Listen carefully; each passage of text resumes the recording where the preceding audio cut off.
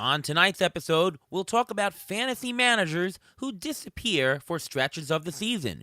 What is ethically acceptable and what is not acceptable? What should your commissioner do about it and when? We'll also discuss several infielders and see who'd you rather have for the rest of the season. A jam-packed episode of Beat the Shift coming up next.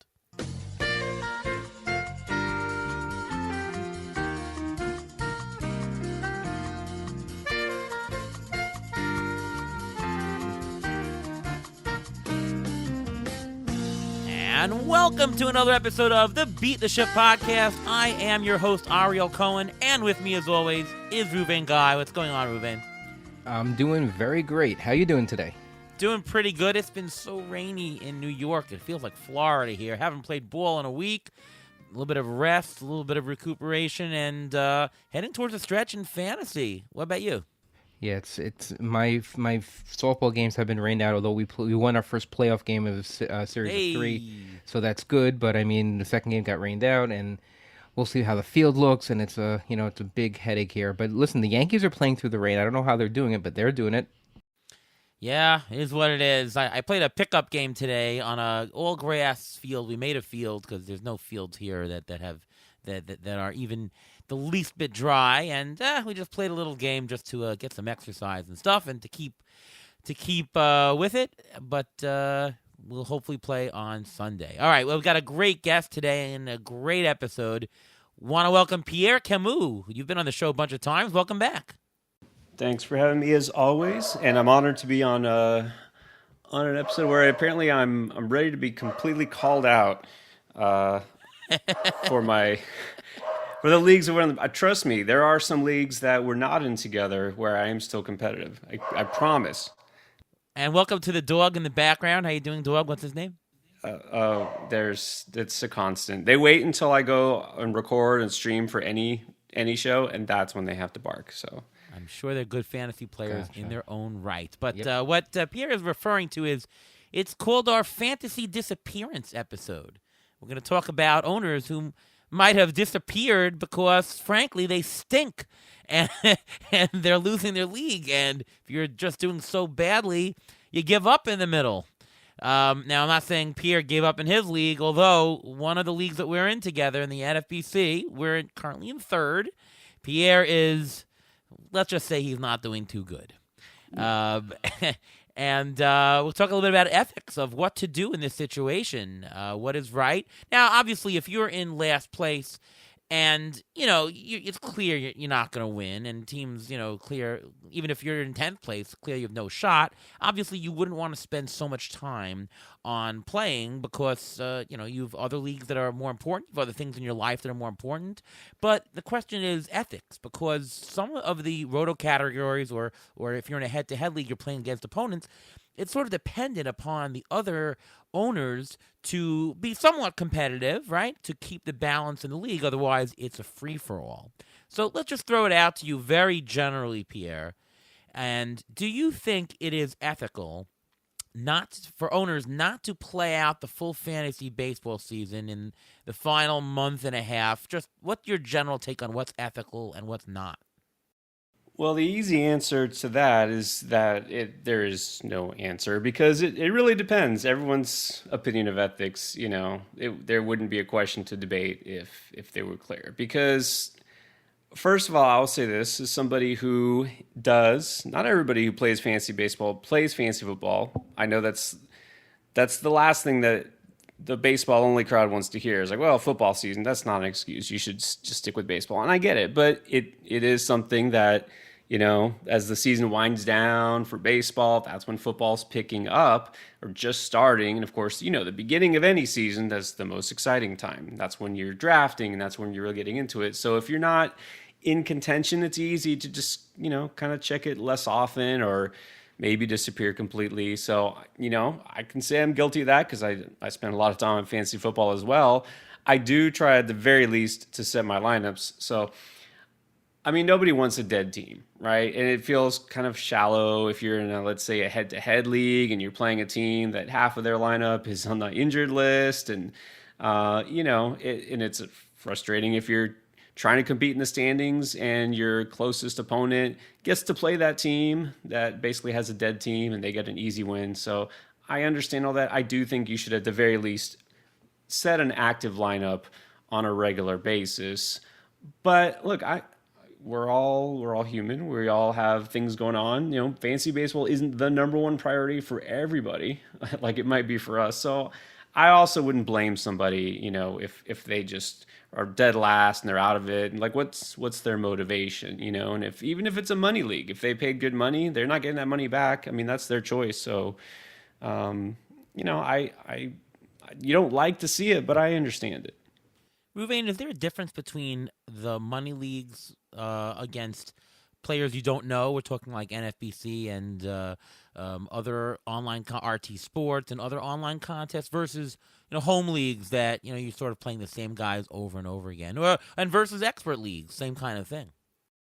Well, you're talking three completely different things, actually. When you're talking about money leagues, if someone's in a money league, usually they're in a bunch of money leagues, not just one or two. So, they're going to be concentrating on the leagues that are doing better. And ethically, if you ever see the movie Billy Madison, well, you see the thing about ethics. And, ethics is it's very touchy because ethically, yes, you should be playing every team all the way through the end of the season, no matter what. But sometimes, like you mentioned at the top of the show, there are priorities. When it comes to money leagues are usually the priorities. But if you're not doing well in the money league and you're at this point where you're not going to get, you're not going to cash, you're not going to finish in the top whatever, then you can't. I don't see a reason not to do certain transactions just because it may, it's just known that people just don't do transactions when it gets to that point. So ethically, it's wrong, but it's done under the table. People just, whatever. And when it comes to home leagues, a lot of this, if you want to compare it to fantasy football, if someone comes in last place in fantasy football league, usually there's a punishment. Home leagues, usually there is some incentive not to come in last place. So you're going to hopefully, keep trying and keep playing and everything like that. And when it comes to, professionals who do this for a living and who put out projections and everything like that, there's no reason why you shouldn't keep going because your how do I say this? Your ability to project for next year actually can play a lot into how people think of how you do this year. So you have to be very careful which leagues you decide to not watch anymore and which leagues you do decide to watch more. Yeah. I think that ethics, the whole there's right and wrong, and then there's ethics. If a lot of teams don't even play the whole season. They just conk out after a month or whatever, and they don't play. It happens. I don't think there's an ethical issue with it. I think that if people want to do that, that's fine. What I don't think is ethically correct is if they don't play for a whole season and all of a sudden, with a month to go, they decide to make some pickups and decide to make some moves. If you're not playing the whole season, you shouldn't be playing in that last month. Right? I think that changing that in the end is something else. Obviously, if you were in a hospital or whatever and there's a good reason for it, that's something else. But just changing the not playing to then, oh, you know what? Okay, fine. Or making a trade. If you're in last place, you shouldn't be, and you haven't done anything, you shouldn't be making trades, right? You're either in it or you're out. We understand that if you don't want to compete, okay, that happens. But then don't alter the thing. I mean, do you think, Pierre, that at a minimum you should, even if we know you're busy, you should at least attempt to set your lineup correctly? Also, make some minimal. I mean, you don't have to, I don't think you have to go crazy on the waiver wire. But if you have an injured player for the season, I think you're behooving to drop him and pick up an actual playing player, right? Do you think that that's something that teams should do no matter what? Well, I think it really depends on the league type because, like I said, in head-to-head leagues, those dead teams represent a big advantage for whoever their opponent is on a weekly basis. And, if you're in a smaller league, let's say that it does skew things more. But if you're in, one of these cash leagues, if you're in a 15-team like NFBC league, a tournament, some sort of a competition, I mean, everyone else is probably glad to see that dead team because it just gives them a leg up. It doesn't really, skew it in favor of one team or another. Your team just floats, sinks slowly to the bottom, I should say, and it allows everyone to float up at the top of them. But it's easier to do that if it is, some sort of an online tournament or something where it's not a home league, somewhere where you don't know your teammates, you're not going to be in the same league with those people next year. Doesn't matter, right? They don't have to say, well, we don't want you in our league next year. Home leagues, that's why they have those punishments or some sort of incentive not to finish last, because you don't want somebody to continually do that. But I will say what you said is very, very, very critical thing. I see a lot of people get more upset by those last place teams being more active toward the end of the season, because if a team is clearly out of it, anytime even just past, let's say, the second half of the season, and they make a trade with anybody near the top, all of a sudden everybody's going crazy. All the alarm bells go off, say, it's this is favoritism, this is collusion. It's like, even if the trade is fair, somebody will try to call it off because they don't want that first place team or that second place team getting the edge, right? And so it's like, you're damned if you do, damned if you don't, in that sense, right? And if you pick up a player and you dump in all your fab to get that player, you're preventing the actual competing teams from getting that player. It's like, well, so what do? You're just supposed to be active or you're not supposed to be active. So it's really a double-edged sword. Yeah, I don't like it where a team changes his mind on the dime. Now, trading is something else. I mean, my proponent of trading is that I don't think that teams that are clearly out of it and have 0% chance to win should be trading at all.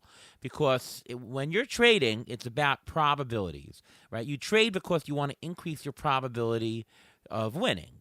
If you're 2 months to go and you're in last place and you're trading with a team in first place, your probability of winning goes from 0 to 0. The probability of the other team goes from, 20 to 25 or whatever it is. They're gaining a little bit, which is what they want to do in a trade. But your probability is staying at 0.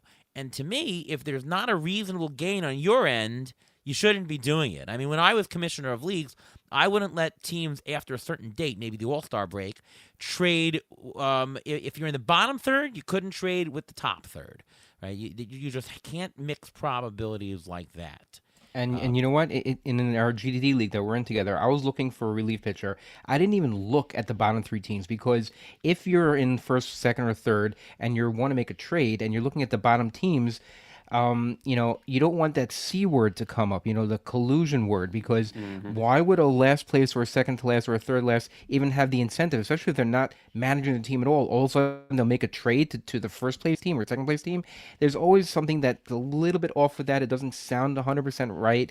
And, so I didn't even bother even looking at the bottom 3 teams. Even if they had the players that fit and I had the players that fit them, there's no reason to do that, because you're just getting, people are going to start talking, and you don't want that.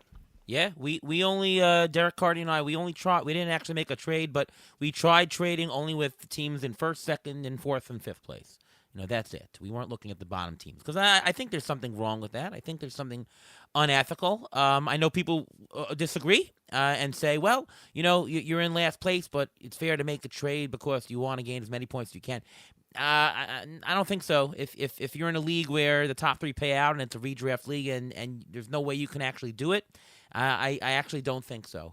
And we've had this discussion before, but that's something else. But yeah, it really does bother me for these players who have done nothing all season and then decide with 3 weeks to go, let's spend all of our fab right now. You're sort of, when you're not playing, right? If you decide I'm not going to compete all year, if you're then deciding I'm going to now take a player out of the player pool, you're obviously hurting a specific team or a specific 2 teams. I don't think that's right. I think that's unethical. So the point I'm trying to make is the ethics of disappearing is murky, but the reappearance, that's the ethical issue. Is that fair, Pierre? Well, that would be really a peculiar case. If you don't manage your team all season or you're not active and all of a sudden you show up in like September, that would be kind of odd. So yeah, that's funky. But I've seen it.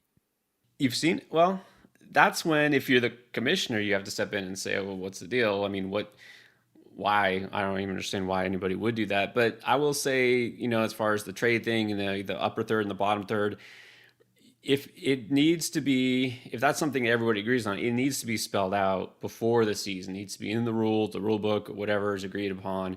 Because if not, we don't have to like it, but you can't say, well, you can't do this. And I'll just say flat out, for me, as far as fantasy, any sport, and if I'm the commissioner, I don't like vetoes. The veto thing is just no, because people abuse it, people misunderstand it. They'll veto trades that are completely fair and even if there's, teams that are maybe not their, first, second, third place, but not dead last. People will veto trades just because they don't like the idea that other teams are helping each other out. And that's not what it's for. It should only be if it's clearly collusion, or if it's just so lopsided that, it's absurd. But for the most part, I think even if we don't agree with the ethics of a certain situation, if it's within the boundaries of the rules, you don't have to like it, but you just kind of have to deal with it.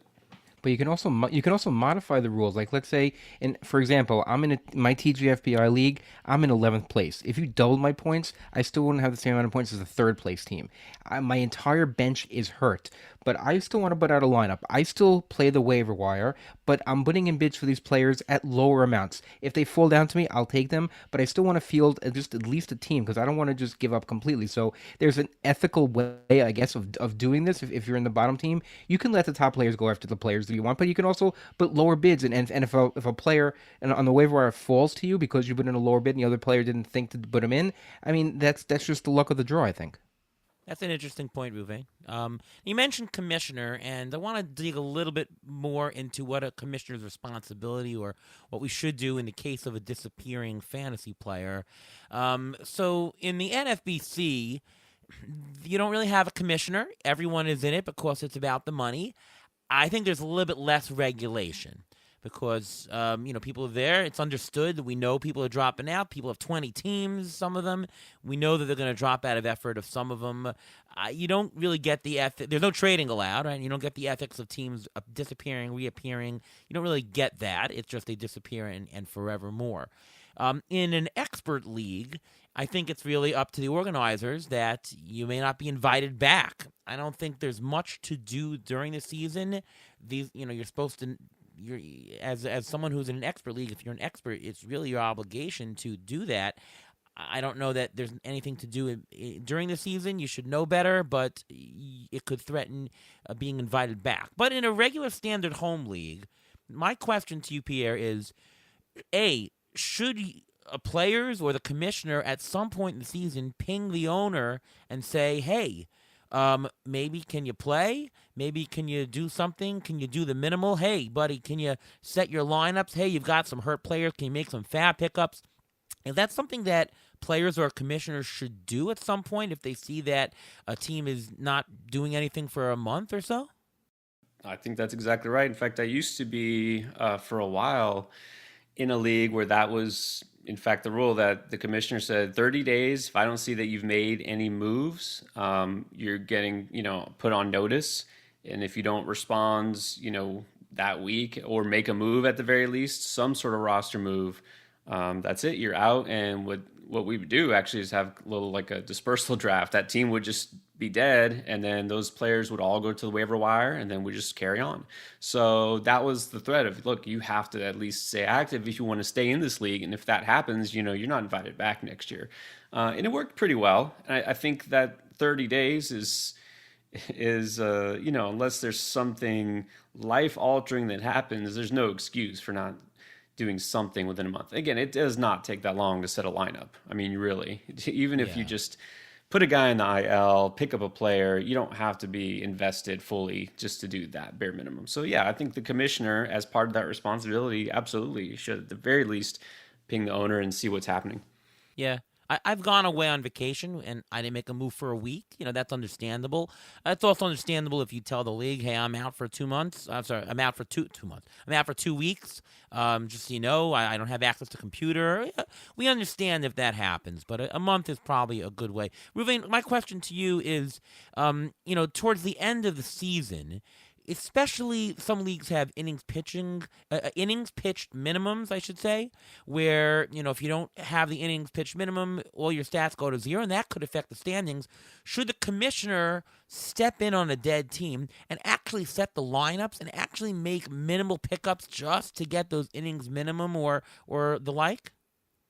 Well, I think the way to go about it is this. If you're going into middle of August, end of September, and you're looking at a team's roster and you see they're not making any pickups and you see they're not going to hit the minimum and it's going to affect the whole league because all of a sudden all the team above them get a point, every team below them gets, it screws up the whole, it's so, that's where it comes in where it's ethical, where it's not ethical if it matters for the rest of the league if you're not going to play. If you're not going to play, it's going to be an issue. So what I would do is, when I was commissioner, I actually sent out an email blast to everyone in the league saying, this is what's happening. These teams are on the cusp of not making the minimums. What should we do? Should I start making roster changes? And I don't think the commissioner should just do it on his own. I think he has to have the league behind him in order to do it. And just a little roster change, just to make sure they have an active roster. I think that's the best way to go about it. I don't think the commissioner should just do it without asking the rest of the teams in the league, because I think that's completely wrong. But as long as all the other teams in the league are okay with it, within a certain context, within a certain amount of moves, and that's it, then I think the commissioner should do something about it. Otherwise, it'll screw up their standings.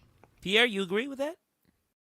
Yeah, I mean, definitely agree with that because, I mean, okay, it's always the easy answer is it always depends on the circumstances. It's easy to say we should, tell the owner this or that. Every league has its own peculiarities. I mean, if it's a home league, if it's family members, if it's, industry experts, whatever kind of league it is, you have to treat it differently. You have to really approach it based on who the people are and what the situation is. So there is really no one size fits all solution to this, which is what makes it so interesting.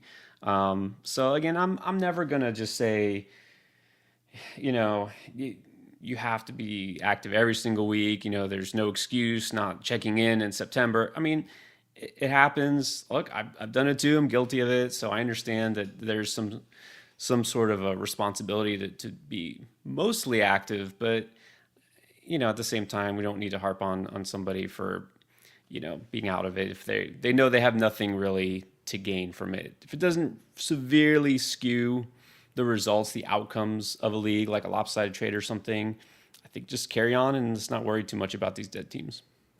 Ruven, in terms of Fab, of course, you do need to scan for dead teams, and you might have to alter some of your strategy. Do you have any suggestions how to alter Fab strategy down the stretch to account for dead or disappearing owners? Yeah, you have to take a look at the amount of people left in the league who are still active and how much money they have left in Fab, and if they're still active. It depends on how much each bid was at the highest each week and who's still active, and you can base your bids based on that. Meaning, if the last place team is not that active and they have the most money, you don't really have to be overly concerned with them jumping in out of nowhere, hopefully, jumping in out of nowhere and stealing somebody from you. You may be worried about a guy who's close to you in Fab, so you may want to look at just the last couple of weeks and see who paid the most amount of money for a certain player, and that's it. But I think it's a matter of looking at the total amounts that each person has for Fab and utilizing the last couple of weeks as a guideline to show what the most Fab you should be spending on players. Pierre, anything else to add to the discussion about pickups down the stretch or in general about the fantasy disappearance? Well, I mean, following up on what Ruven just said, it's very smart because really the teams that pull away at the end, it's usually there's a dogfight between the top couple of teams.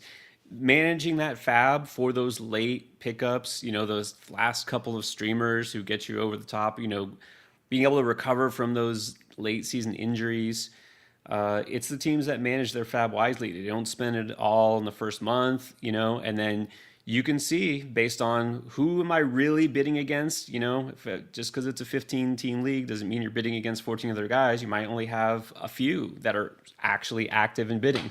See who's been active, see how much they have left. That's a great idea because a lot of times that can make the difference is that final push. Bidding wisely. All right, and if you, the listener, have any comments or anything to add to the discussion, please hit us up on Twitter, and we'd love to hear your thoughts.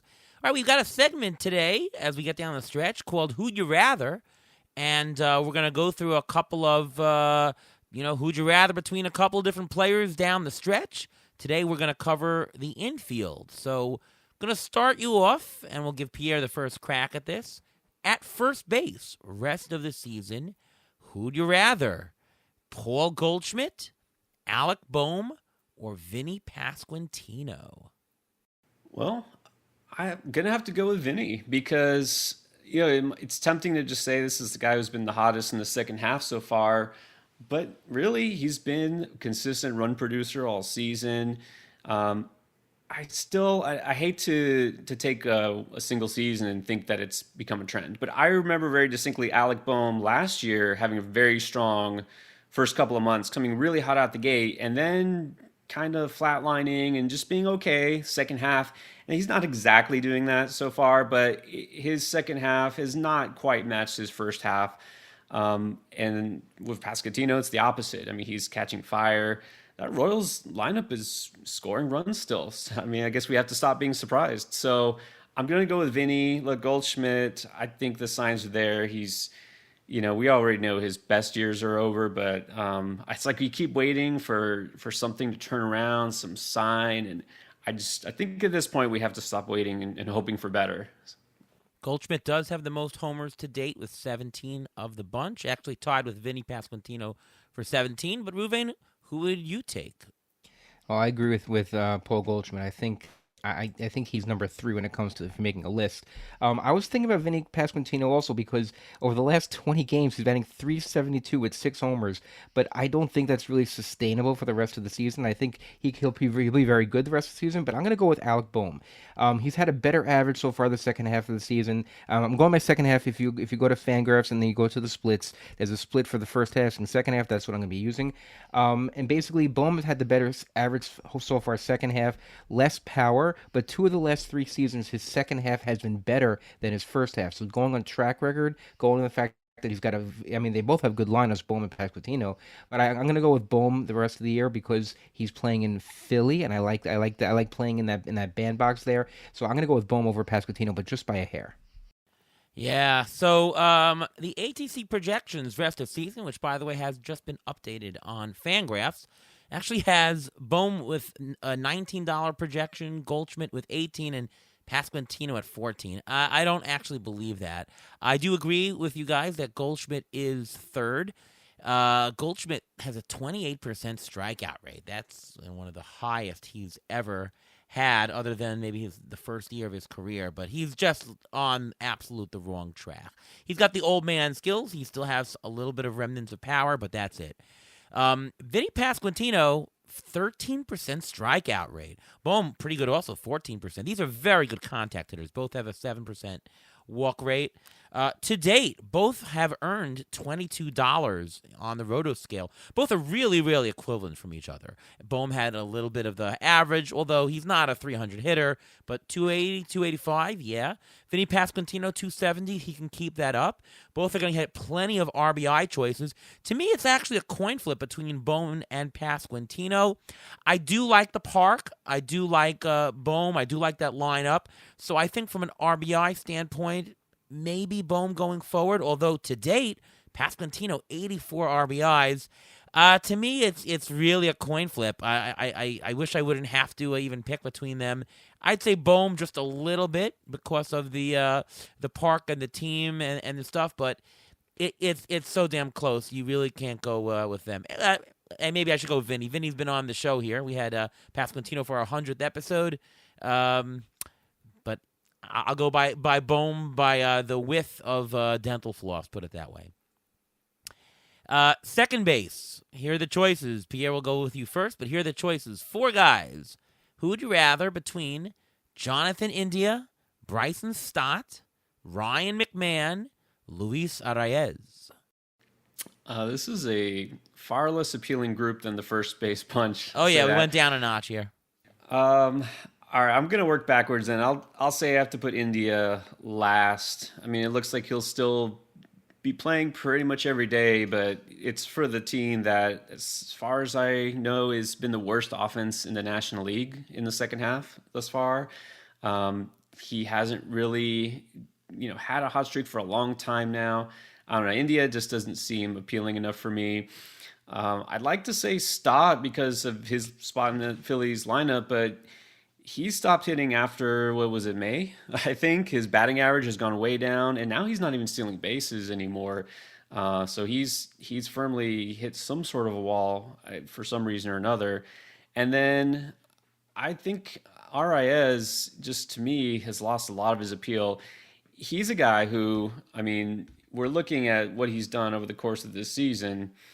and we know what he's there for, batting average. 3 home runs, 4 stolen bases. And that's like a very shallow fantasy profile. He has to be leading the league in batting average, by a good margin, which he has, but he's not doing that this year. I mean, he's still up there with a 3.03 average, but that's not a significant enough advantage to offset what he doesn't do. So I guess I'm going with Ryan McMahon because at least I feel like he has that power upside. He's in a good hitting environment, obviously, but I know he's been struggling lately, but at least I feel like he could turn it around and maybe he'll show something like what he showed in April.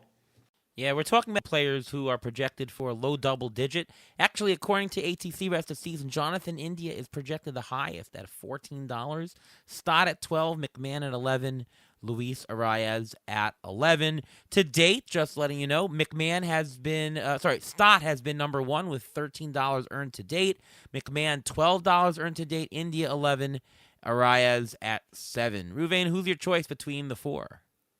My choice is actually Bryson Stott, and now I'm going to give him my reasons here. Now, India, he's been trending down so far this year, and 2 of the last 3 years, his second half has been worse than his first half. He's also a little bit injury prone. He's healthy right now, which is fine, but take that into account. I'm not trusting him that much. Ryan McMahon, the ball's flying out of Coors right now. I was watching the Met game today at Coors. The ball is flying out of there right now. But he's 4 for his last 48, and his batting average has gone down 60 points in the last 3 months. So he's trending in the wrong directions. And Luis Arias, since he came into MLB in 2019, his first half has always been better than his second half, except for 2020, which doesn't really count because it's only 60 games. So with all that being said, Bryson Stott has been the same player so far in the second half as was the first half. He's not really a first half player according to his history. He's not really a second half player. So I'm going to go with Bryson Stott again because of the stadium, because of that lineup. So I'm going to say that Luis Arias is in last. India third. Arias, in terms of fantasy play, he's a 300 hitter. We know it. He has been trending downwards, but he's a 300 hitter. He has shown absolutely no power and speed. We're talking a guy who's literally one-dimensional. For Roto, he's just not valuable. He's not making you up anywhere unless you see that, oh, my God, batting average is so tight and I can gain. Sure, but then you can be behind in other categories. I just don't see his fantasy usefulness as much, especially in Roto.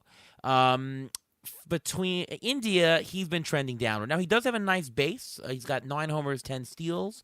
He is batting almost 260, so he's got some base. Like, if you're in a 10-team league and he's somehow on the waiver wire, like, he's useful, right? He has some kind of marginal value, but he is trending downward as well. Stott, to me, he's now batting lower in the order. He's batting 7th or 8th every day. He's even losing some at-bats. He stopped stealing, as you said, which is true. Obviously, if steals is the bigger issue between any of these players, Stott is your guy. But I do think that Ryan McMahon is the better guy. He's got 16 homers. He's got pretty much pace of what he usually does. He's batting 250. He's got 50 homers, 50 RBIs, 50 runs. He's not too far off from what his usual value is. He looks fairly consistent. The Rockies are hitting. We're still in August. The Rockies are going to power up, as we just saw. That Ruvain said that the balls are flying out of the stadium now. So I think McMahon is probably the most consistent and most reliable down the stretch. So I'd say McMahon by a little bit over Stott, then India, then Arias. Any other comments, guys? Nope. I really hope that if you're in a 12-team league, hopefully you have a little bit better option at second base. But yeah, it's interesting that we have a couple of guys there who peaked very, very early. I mean, I think the first 2 weeks of the season, Ryan McMahon was like one of the top fantasy producers, and Bryson Stott was looked like an all-star, immediately. But yeah, I think, look, outside of a points league, Luis Arias has now become basically kind of a fringe option to start at the position. Yeah. I mean, we're in a 15-team league in NFBC. We're not even playing Arias most of the time, Ruvain. Nope, and I have him in GDD. I play him whenever I have a fill in just for an injury need, and that's it, because he's really getting nothing else. It's really also a matchup thing, and he has to bat 360, 350, 340 in that range for him to have any value whatsoever. Yeah, I mean, unless we see he has 4 games in a half week versus somebody who has 2, we're not playing him. We're doing really well in average in that league, so he's redundant. He's not useful. Now we don't want to drop him because he's way above replacement in a 15-team league, and somebody else will scoop him up. So he's a good bench guy to have, but I'd say 3 out of 4 half weeks we're not even playing him. He's just there. All right, let's move on to the shortstop position, going a little bit higher up in the totem pole. Here's an interesting discussion. Who would you rather? C.J. Abrams, Ezekiel Tovar, Nico Horner, or the rookie Jackson Merrill? Pierre. Well, this list, my knee-jerk reaction is it's got to be Abrams, right? It's interesting, though, if you look, Jackson Merrill has really closed the gap, in terms of the counting stats. He's up there, and also his batting average is definitely better than Abrams. I'll say this. I'm going to still go with Abrams. I kind of like the fact that I feel like I know that what I see is what I get, because his batting average right now is basically identical to what it's been the last 2 seasons. He's going to run. Washington, last time I checked, was leading the league in stolen base attempts. He's going to continue to run, of course. That's leadoff, which gives him a slight advantage. Merrill usually kind of in the middle of that order. And Washington's kind of picked up the pace. They're getting younger. I hope Dylan Cruz shows up at some point. They're giving guys like James Wood a chance. So I feel like it's a little bit more exciting of an offensive atmosphere than it was. With Abrams, I know he's going to continue to steal bases. Really, the discouraging thing, which I had noticed, because I wound up talking about him specifically last week on one of my videos, is he's been caught stealing a lot more. So he's still really fast and he still runs a lot, but he's not been as efficient as he should be. So that stolen base total should be higher. But look, he still has power. He still can help do it all. I like Tovar as well. But I think Abrams has to be first for me. And I'll just say Nico Horner is going to be last, because all he does is get you some steals, but he hurts you in the power categories. The batting average isn't high enough to offset that. So for me, I'm going to go Abrams, but I feel like Merrill and Tovar are actually both fairly close. Horner has been a very big disappointment. I had very high hopes for him this year. I thought he was close to a 290 hitter with 35 steals and maybe a little bit more than 4 homers, but he's been a disappointment. He was definitely of the 4 the highest projected value going into the season. He might be at the bottom now. But my question before we go to Ruvain is, are you concerned with Abrams now on Washington? They traded Lane Thomas, and it's a worse situation, and they just could fizzle out in the end, and he'll lose value of that. And also he's hit 17 homers. I mean, that's way above what he should be doing. He's gotten pretty lucky with the homers so far. Do you think that he's just going to regress so much more? No, I don't see any reason. Well, and one thing I've noticed, and this kind of plays into my thinking of why, like from the previous position, I know Ryan McMahon has been the worst of those second basemen, in the last couple of weeks. But if we're talking from today on, you know how it goes, right? Everything here, baseball's a game of cycles, right? And players are up and down. In the end, it all evens out. We usually find players come pretty close to what your projections are. And obviously Nico Horner is not meeting his, and we're going to discount him, but I feel like Abrams is the one who has the best possible range of outcomes. And if I see a player who's, I think, going to be on the end of one of those downslides, if like you look at Abrams, his last 100 plate appearances, that rolling ex-WOBA is going straight down. He's ice cold. But that means to me, pretty soon it's going to start to come back up toward the middle, right? So if I feel like better days are coming, for example, McMahon, after this slump, he's going to snap out of it, right? Abrams, he's going to start to pick up the pace. I'd rather take a chance on one of those players who has the talent to do it, as opposed to a player who maybe is overachieving a little bit and will regress negatively. Since July 8th, we're talking about a month, Abrams is batting 155 with 3 homers. He has 6 steals, but he's just been brutal, and you're not going to get a lot of RBI. He has 10 RBIs or so in the last month. But if you look at him recently, he's had hits in 8 of the last 11 games. So he looks like he's starting to turn it around again. I know that average looks so bad, and he was doing so poorly for a while. But just look in the last 11 games. He's gotten a hit 8 of the last 11 games, so he may be turning around. Nico Horner has 2 home runs since May 12th. He's only stealing, and his average is not that great, so I don't know why you would play him over, let's say, even Jackson Merrill. Jackson Merrill, he's a hot guy right now. He says 3 homers in the last 16 games, is in a good lineup, but I'm going to go with Tovar here.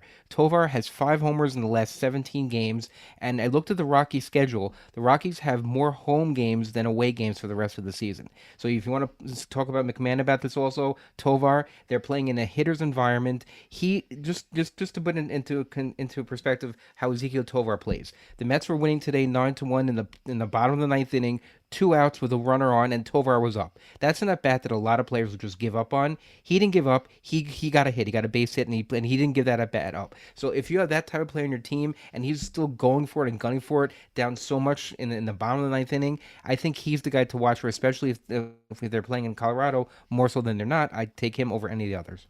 Yeah, I really like Tovar. And very good point, by the way, which about the Rockies playing more home games, which is actually really, really important to know. The only thing that Tovar has disappointed me so far in the season really has been the steals. Preseason, ATC projected him for 16 homers, 13 steals. Well, he already has 19 homers, so he surpassed that. And but he's not going to hit anywhere near the steals. ATC also projected him just for a 262 average. He's got a 281. I mean, Tovar has exceeded expectations. I'm going to go with Tovar here as well. I'm not a C.J. Abrams fan. I was trying to give all the reasons why I don't. Now, ATC does project rest of season Abrams at the top, a $19 projection. I don't buy that. I think he's going to be worse than that. Not terrible. I still take him second right now because the steals are a lock. But overall value, I like Tovar. I think that Horner is the worst of the bunch. I think that expectations preseason, he's either hurt or something. I think he is hurt. I just don't see him doing that. And Jackson Merrill is just a stud. He just does a little bit of everything. I think he's great. I would say it's Tovar, a little bit of a gap. Abrams and Merrill, fairly equivalent, in my opinion. And Horner, a step below that. Anything else to add? Yeah, I would just say that when we're talking about this, we're talking about this season. We're not talking about next season. Yes, because rest of when season. the projections come out next season, Horner may be on this close to the same level just because people are not going to say, oh, maybe he was hurt and everything like that. So this is just for rest of season. This is not for next year and beyond. Just keep that in mind. Yeah. Yeah, and I would say also we have to keep team context in mind here for the rest of this season. We now, for the most part, know who is and is not contending. And you mentioned that the Washington, perhaps, that may not be the best place. I think they at least have some hope for their immediate future now that they've shipped off the old veterans and they've got some more young blood in there. So I think that that's at least something that keeps them going. The Cubs, it just feels like I don't know, this whole season just feels like they've been kind of stagnant. Like they were very much underachieving despite not really being out of contention for a wild card. You know what I mean? It's just a different feel. And it just feels like so many of their players are in the same situation as Horner, just disappointing. Dansby Swanson, Cody Bellinger, etc. Yeah, no, absolutely. Team context is important, and we are talking rest of season. All right, before we go on to the third base position, it's time for the Injury Gurus Trivia of the Week. So as we're going to talk about the third base position, this is where my trivia question comes into play. Over the last 3 weeks of the season, which is according to Fangraphs, the second half of the season so far, who has hit the most home runs in the majors? Over the last 3 weeks of the season, who has hit the most home runs in the majors? I'm looking for the top 1, 2, 3, 5. And did you say it was third baseman? You kind of hinted at that. Is that right? Well, we're talking about third baseman, so you could probably name one of them just off the bat. I mean, I know the people that we're going to talk about. It's Jake Berger is one of them, right? Yes, Jake Berger has had 9 homers over the first part of the second half of the season. But can Pierre, you name the others? Guess the others. I feel like Eugenio Suarez is like a tricky answer here, but maybe I'm wrong. No, not Aaron Judge? No, not Aaron Judge. Pete Alonso? Nope. Alonso was in a slump for a while. This is true. Okay. Let me think it through. What else we got? Think of recent Fab pickups. Think of the recent Fab wire. Oh, well, Tyler Fitzgerald has got to be There one. you go. He's had 10. It's in the quote unquote second That's half so far. I have both these guys. Anthony Santander has been a Yes, beast. that is Yes. correct. And Anthony another Santander guy that is I tied with have Fitzgerald. in GDD, Kettle Marte, has been a Kettle beast. Marte Yeah. also, that's correct. But could you name the last one? Because Marte, Fitzgerald, and Santander all have 10. Jake Berger and this other player have 9. Who's the other player? Vlad. No. Good guess though, but no. Um, I'll give you a hint. He was traded during the Bell. trade line. Josh Bell. Josh Bell, yeah. Josh Bell, he's been going off since he went to Arizona. But the reason why I bring this up is because we're going to talk about the third baseman, and the guy who I think is going to be taking off is Jake Berger. We're going to talk about Cabrian Hayes, comparing him to Isaac Paredes, Jake Berger, and Willie Castro. Now, I'm going with Jake Berger, hands down, no question, not even close to any of the other guys we're talking about. The first half of the season, he really didn't play that great. He had 9 homers. Well, he has 9, like I mentioned, he has 9 homers in the last 19 games, batting .296, but he had 10 homers in his first 73 games. Just think about that. He's almost doubled his home runs in the last 19 games when compared to the first 73. He had an oblique injury in the first half. He seems to be healthy now, so I think he's a head above the rest when I mention the other players. Brian Hayes, he's not having a great year. He's not having a great year. Last year he did had over 300, over 10 home runs in the second half of the year, so there's that to look forward to. But Brian Hayes is getting similar to Luis Ariz. You're not really getting that much production out of him. Isaac Paredes, since he was traded, he's 5 for 33 with 1 home run.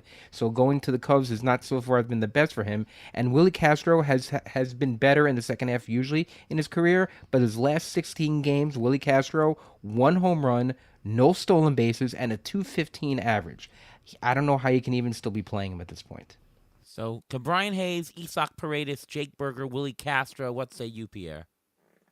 Yeah, I agree. It's got to be Berger. I mean, obviously he's showing the power. There's not often where for a hitter going to Miami is an upgrade, but when your last team was the White Sox, then yes, by default it is. And it's fine. I mean, he's showing that power. Like you said, he's firmly hitting in third most nights in that lineup, sometimes fourth. I like to be optimistic about Isaac Paredes, but he's not showing much reason. I already talked about this with Horner, like the Cubs. I don't know what it is; just doesn't seem to be in the cards for them this year. Maybe the managerial switch didn't really help things. And you would think going from Tampa to anywhere might be an upgrade for a power hitter, but really looking at the park factors for a right-handed hitter, Wrigley Field really isn't much better than the Dome, believe it or not. Just for a right-handed power hitter, it's not an ideal situation. So he doesn't get an upgrade there, and it doesn't look like he's getting an upgrade in team context, despite the fact that the talent that's in that lineup should be better. So Paredes is going to have to take a second seat here behind Berger. And let's just say with Hayes, look, unless your fantasy league uses fielding percentage or something like that as a stat, he doesn't belong on fantasy rosters. He just doesn't. It's actually kind of insane. Look, that's why he's still out there. He's a good fielder for his position. His batting run value is the first percentile, according to StatCast. I mean, that's the value he brings offensively. And I know what he brings to fantasy teams, which is basically nothing. Yikes. Yeah. Come back to Hayes in a minute, but the ATC projections have Berger, Willie Castro second, Isaac Paredes third, and Cabrian Hayes. I actually agree with that order. Castro is just very useful because he plays any position. He can pop in anywhere. By the way, statistically, he looks very much like Jonathan India this year. He's got 8 homers, 10 steals, batting .257. India right now has 9 homers, 10 steals, .258. So very, very close to that, but he's more useful positionally. And Hayes is obviously the worst. Out of all the people we've discussed today, he's the only guy that has returned negative value for the year. He's a negative $3 player so far this year. I mean, 3 homers in a fantasy league. Yikes. And he's now batting, early in the season, batting third, batting first, whatever. He's batting like 7th this year for the Pirates in the last couple of days. Cabrian Hayes, should he be owned he shouldn't be owned in 10-team leagues. Should he be owned in 12-team leagues? maybe even not. Should he be owned in 15-team leagues? Maybe as a bench guy? Like, how far has he really fallen, do you guys think? I would rather use that bench spot on, the latest rookie who gets called up, take a shot on him. Somebody who could, be a utility player like a Castro who can play multiple positions, if someone gets hurt or takes a day off. There's no upside here, right? I mean, there's really no justifiable reason to put him in your lineup on a daily basis. So, and this is what really scouts were worried about with him, very much glove first. And then when he first stepped on the scene, he flashed some power, but that's not his game. He doesn't really have that power. Now we're seeing what they said.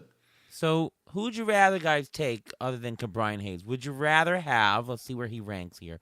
Would you rather have Heimer Candelario? Yes. Not Cabrian. Yes. Jose Miranda? Oh, yeah. Yes. Eugenio Suarez? Definitely. Josh Smith of the Rangers?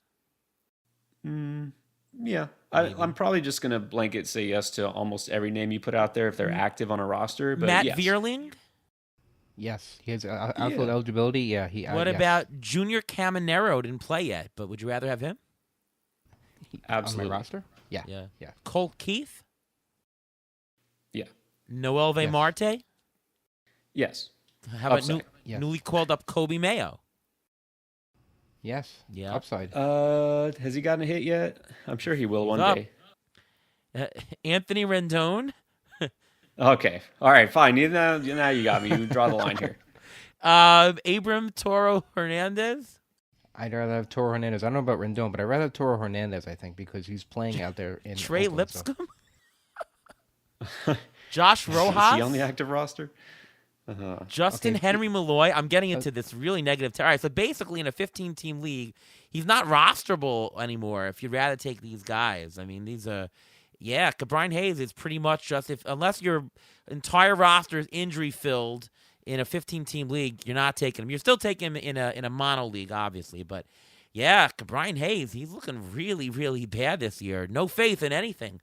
ATC projection still has him as an $8 player, but I kind of agree. I think I'd put him more in the just barely on the bench type, right? Yep. Yeah. Wow. Barely. Wow. Unbelievable. All right, let's do some waiver wire picks. We're talking about players that you might want to pick up this week. Pierre, why don't you lead us off? Who's a couple players you'd like to pick up? Well, I know it's easy to dunk on the White Sox these days, so let's do it again. They did win a game though in the last 28 days. They did win one game though. Well, look, we always have to look at the glass. At least one. And by the way, sorry to interrupt you again, but you know that if the White Sox did not have that 21 game losing streak, if instead they had a 21 game winning streak and they won all those 21 games instead of lost them, they'd still be in last place. That's how awful they are, that you can turn all of that crappy streak into wins, and they'd still be in last place. They are just absolutely putrid this year. Yeah, everybody likes to see records broken, and I don't have any animosity towards Chicago or the White Sox or anything, but I'm kind of rooting for them to break the futility record just because it's a record, right? It's like history was made this year somehow. But let's go with a former White Sox, one who actually did get dealt. Eloy Jimenez. Thought he might kind of be a platoon player, not sure, but he's been getting pretty much everyday playing time. I don't think today, but he's actually hitting. And, sometimes a change of environment does wonders, especially when you go from a team like that to a team like Baltimore. I will tentatively buy in because we know that he does have that massive power upside. And again, I keep throwing that word out because that's what we're going for at this point. You're looking for somebody who can bring the power, can score runs. So I'm gonna bite. I'm gonna take a chance on him in leagues where he's available. I actually just cut him, or did I cut him? Or I think I was trying to cut him. No, I didn't cut him. I actually was gonna within the GDD. I was actually gonna cut him this week and pick up somebody else, and we just got outbid by everybody in all the other budget picks. We certainly didn't play him. We should have, but yeah, that's interesting. You said that. I was on the pulse of get rid of him, but he turned it around this week. Eloy, interesting. Yeah, I don't know if it'll last. Like I said, I'm not necessarily looking rest of the season for sure. Not guaranteeing anything here, but he's pretty much available in a lot of leagues because he's been dumped or, people just didn't want to hold on in the first place. I'll always take a chance on the guy who has that upside, who's in a good environment. All right, Ruvain, anyone to add? Yeah, I got 3 players. Actually, 2 are from the Chicago area. Let's start with a guy from Arizona, Geraldo Perdomo. He's only 12% owned in CBS leagues. In the last 2 weeks, he's batting .325 with a homer and 2 stolen bases, and he's got eligibility at second and short. But all those things together, and you need a second baseman, and you don't want to play Luis Ariz at second base anymore. This guy will probably give you more counting stats than the other 2. Pete Crow Armstrong, he's 24% owned in CBS. In the last 2 weeks, he's batting .295 with 4 stolen bases. No power, no home runs, but he's playing center field. The Cubs want to see what he has. And if you want a guy for stolen bases, he's the guy to go for. And I'm actually going to mention a White Sox here, Andrew Benintendi. He's 8% owned in CBS. In the last 2 weeks, he's batting .302 with 3 homers and 10 RBIs. That's not too bad. That's not too shabby. If you do need an outfield spot, I mean, he's playing basically every day, and he's available almost everywhere. So if you really need something, the White Sox, they're losing. They're not being shut out every day. They still are scoring, and Andrew Benintendi is the reason for a lot of it right now. You have a player who batting .300 over the last 3 weeks, and they still can't win a game. I mean, Nope. their batting average must be like 100 for the team. Yep. It's brutal. And they didn't trade him. But yeah, I'll add 3 guys. Jake McCarthy, he's, I think, under-owned. He's only on 20% of the leagues. He's available in some 15-team mixed leagues as well right now. In 250 at-bats this year, he's got 16 stolen bases, and he's batting .293. I mean, if you have Luis Ariz, why is Luis Ariz better than Jake McCarthy? I mean, to date, Luis Ariz has earned $7. McCarthy has earned $5, but Luis Ariz has played a heck of a lot more.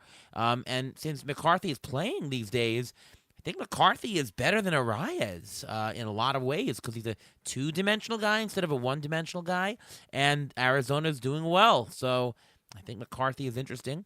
Orlando Arcia, he's under-owned at 20%. 11 homers so far this year. He's batting just .227, but that is BABIP-driven. He looks to be close to the same player as last year. I think Arcia is a good player that will pick up in the towards the end of the season.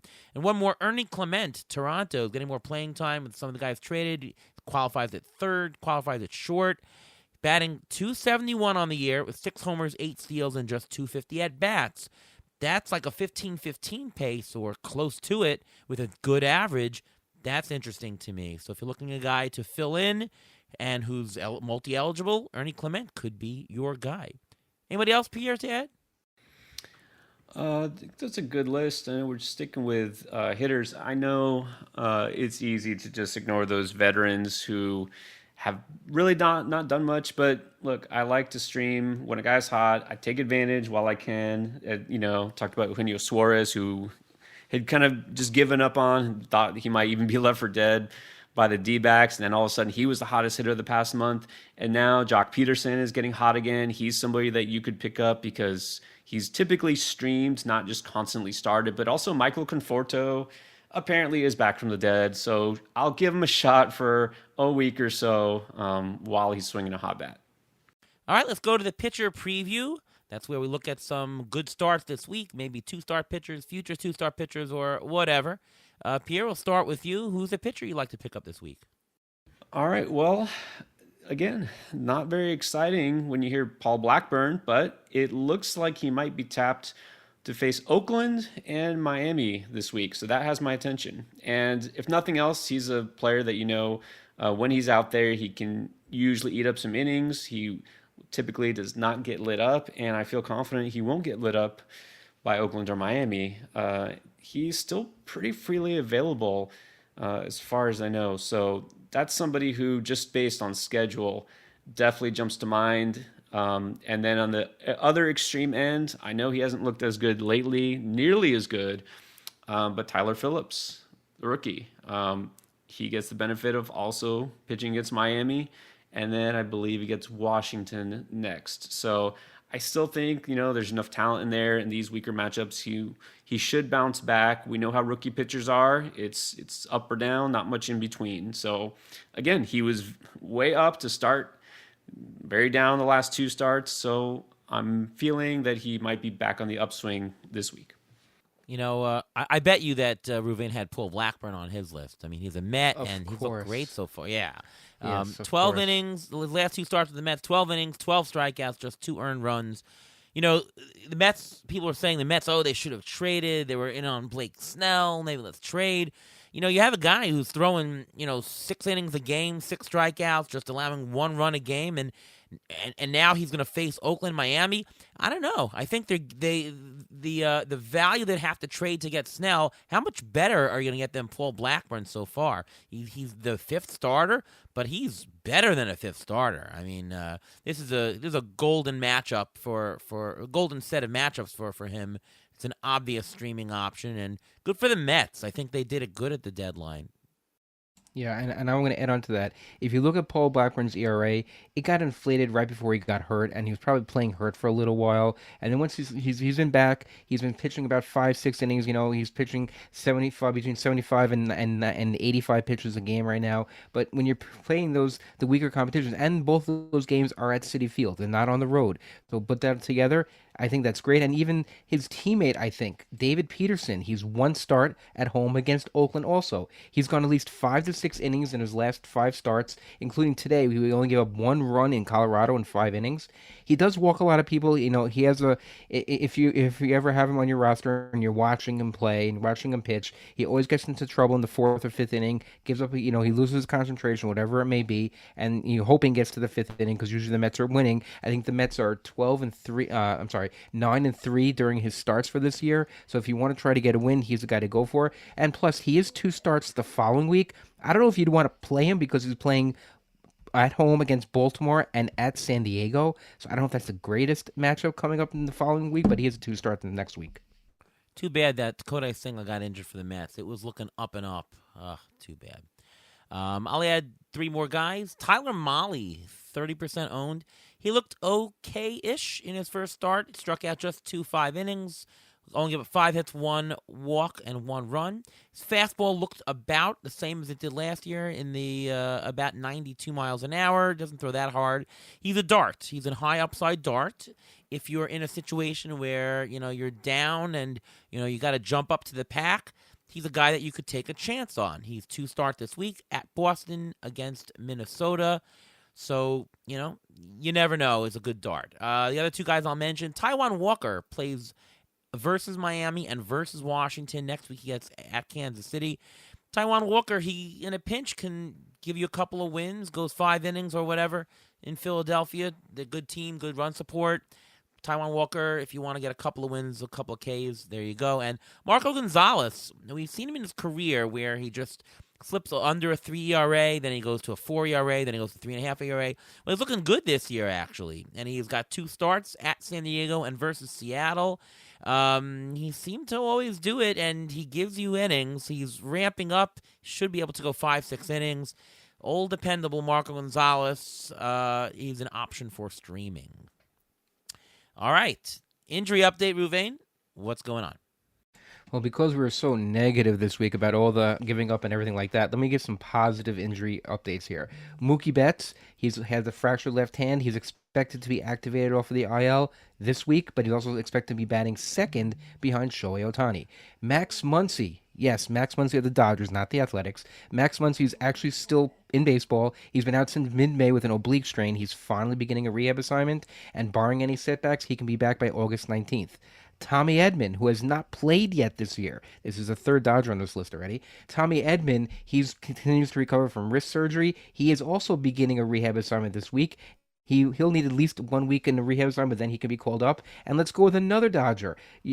Yoshinobu Yamamoto. He's on the IL with a right rotator cuff strain. He threw a 30-pitch bullpen session this week already, and he hopes to return either late August, early September. Another guy you should watch for who's coming back is Michael Harris. He's been coming back from a right hamstring strain.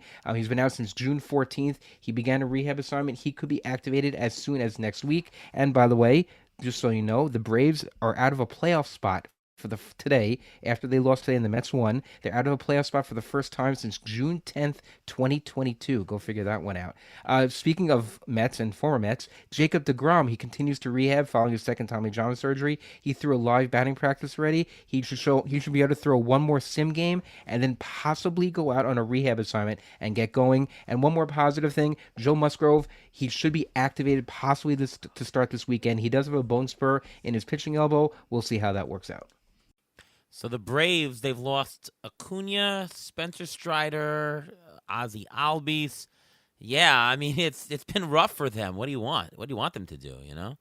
Well, they've been holding. They've been okay. I mean, they just DFA'd Eddie Rosario, and they tried to bring Jorge Soler back. They're trying to recreate their World Series run of a couple years ago, but it's not the same team. Charlie Morton's older. It's just not the same team. Who would have picked the Braves in third place right now from the start of the season? Yikes! With the Mets over them, I'm not disappointed. No, y'all are definitely not sad about that. But it's honestly, I give them credit. It's amazing that they have won as much as they have, considering they lost their number one pitcher, number one hitter, and now Albies basically out the rest of the season. Olsen going from his best season to maybe his worst. I mean, I'm not even sure how they're winning as much as they have, but it also, at this point, might be surprising if they do squeak into the playoffs, but we'll see. Well, Albies actually, he may be coming back 2 to 3 weeks before the season ends, because I actually asked one of the beat reporters of the Braves why they didn't put him on the 60-day IL, because he was going to be out for 56 days. Why not put him in 60-day? They said they expect him to come back either the second or third week in September. So they're trying to get him back sooner than that. So maybe they'll get some reinforcements, having Michael Harris come back, and then a couple weeks later, Ozzy Albies. Hopefully it won't be too little too late. Yeah, Michael Harris. Look at that. I mean, that's a lot of talent to be on the shelf. It's really hard. I mean, the thing is that, when you stay healthy, that's when you do good. If your team is on the injured list, you're not going to do good. It's true in regular baseball. It's true in fantasy baseball. It's a crapshoot, guys. That's what it is. You got to roll with the punches. That's why we have the injury update, because you just got to know what to do and when and plan around. You might want to pick up some of these guys. Max Muncy, maybe he'll help you for the rest of the season. Pick him up now while he's available and stuff like that. Yep. All right. Well, that's the end of the show. A lot of good stuff today. We did some good player comparisons. We talked some ethics. We did some waiver wire picks. We had a lot of fun. So thank you so much, Pierre Camus, for coming on the show. Why don't you tell everybody what you're up to these days, where we can see your stuff, listen to you, and all things Pierre Camus. All right. Well, always great being on here, having some good discussion. I'm full-time YouTube, basically, now. Gone from the writing, editing world to the video world. Go figure. But we have the Fantasy Endgame Baseball channel, dedicated YouTube channel just for fantasy baseball. And you can find it by going to YouTube and just searching Fantasy Endgame Baseball. Or if it's in the address bar, youtube.com/@Fantasy Endgame MLB. And if you type Fantasy Endgame, you'll also see there is a football channel, which, of course, is in full swing right now, too. So, yep, I'm a dual sport fantasy athlete, I guess you could call it that. But that's it. Videos coming out regularly. Got 4 videos and 2 live streams weekly for baseball and the football as well. So everyone give it a watch and let me know what you think. Are you watching any of the Olympics, by the way? Not really, like bits and pieces, highlights, I guess you could say. And of course, catching all the memes on Twitter. So that's the extent of my Olympic viewing. I watch the basketball and probably not much else, unfortunately. Yeah, I watch the track and field. My dad was a big track and field. I mean, he still gets a track and field weekly. So we grew up. I went to a couple of meets when I was younger. I don't remember, but apparently, like Leroy Burrell broke a record or whatever. Or I grew up in that era, so we still watch the track and field. I mean, Usain Bolt in the last couple of Olympics. Wow, I mean that was something to behold. Not as excited this year though. I am. I feel like I'm not. I'm watching a couple of the prime times, but I'm not as excited as I used to be. I don't know why. Ruvain, are you watching it all? Not so much. I mean, the basketball just a little bit, and the drama of who's playing, who's not playing with the time limit and stuff like that. But there's really nothing else that's really as compelling. I mean, the gymnastics is a little bit compelling to see how many medals the Americans will get, but otherwise, I mean, I watch just like I hate to say it, but I like watching the fails, of the Olympics because it makes me feel a little better about myself. But otherwise, there's really nothing. I mean, we're America is either it's a four sport country, and all these Olympic sports where we don't really have that much, into it or anything like that. So I don't think that's why people pay that much attention to it. Well, in my house, we're doing the Cohen Olympics. We're having a whole month of sports games between me, my wife, my two sons. We're all playing different games, board games, just everything. We're just doing like a whole month of every day we're playing something. And we're each getting medals along the way. We're having fun with the Olympic idea and spirit, although I'm not watching much other than the races in prime time. Ruvain, what about you? What's going on? You can follow me on Twitter, X, at MLB Injury Guru, where I tweet out injury updates as they come. And you can catch my weekly article on Rotoballer discussing all the injuries I mentioned today, as well as many more. All right, I'm Ariel Cohen. You can see my stuff over at Fangraphs, over at Rotoballer. ATC projections are now updated with the rates on Fangraphs. We'll have one more update in the first or second week of September, and that'll be it for the year. Playing time updates every single night, so obviously you can still track it, and it will go and calculate for the rest of the season. So check it out. On Twitter, X, I am at ATCNY, and of course, you can listen to the Beat the Shift podcast each and every week. We'll be going pretty much till the end of the season, probably stop two weeks or so before the end of the season, and we will go there. All right. Once again, thank you so much to our guest, Pierre Camus, for joining us on the show, and from all of us here at Shift, we'll see you next time.